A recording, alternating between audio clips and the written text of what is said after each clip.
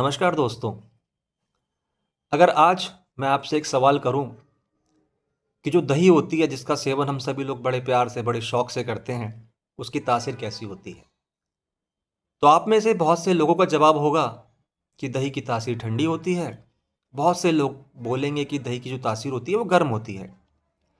जबकि मैं आपको यहाँ ये बताना चाहूँगा कि जो दही की तासीर ना तो ठंडी होती है ना गर्म होती है, बल्कि वो इस बात पर निर्भर करता है कि आप दही का सेवन किस अवस्था में ले रहे हैं, किस फॉर्म में उसको कंज्यूम कर रहे हैं। मेरे कहने का अभिप्राय यह है कि जैसे हम कहते हैं ना, वो गट्टे वाली दही जो होती है, थक्के के थक्के दही जो हलवाई जमाता है या आप घरों में जमाते हैं, वो बड़े से एल्युमिनियम के या मिट्टी के पात्र में, और आप उसको ऐसे ही बिना हिलाए कंज्यूम कर लेते हैं डायरेक्ट। तो उस समय उस दही का जो तासीर है वो गर्म है। समझ गए? और वहीं अगर आपने उसको अच्छे से फेंट दिया एक चम्मच की सहायता से, तासीर ठंडी हो गई।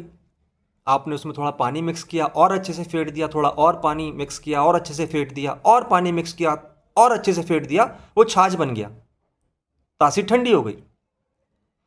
और अगर इस छाछ में आप एक चम्मच भुना हुआ जीरा मिलाकर नित्य प्रतिदिन सुबह खाली पेट सेवन करते हैं, तो आपकी जो पेट की पूरी गर्मी है, कॉन्स्टिपेशन की समस्या से जो मेरे भाई लोग जूझ रहे हैं, या फिर बहुत से लोग ऐसे हैं जो कई साल पुरानी पाइल्स की समस्या से, चाहे वो खूनी हो बादी हो, उससे जूझ रहे हैं, उसका सामना कर रहे हैं, तो उनके लिए ये रामबाण औषधि है। रामबाण दवा कह सकते हैं आप इसको। बट यहाँ आपको एक बात का विशेष ध्यान रखना है कि आप जब उस छाछ में भुने हुए जीरे को मिलाकर सेवन कर रहे हैं, तो उसमें आपको चीनी या नमक इस तरह से कुछ मिक्स नहीं करना है, उसको ऐसे ही सेवन करना है। तो वो आपके लिए ज़्यादा गुणकारी होगा, आपको जल्दी आराम देगा। आप करके देखिए, 10 से 15 दिन आपको खुद स्वयं से आराम मिलेगा।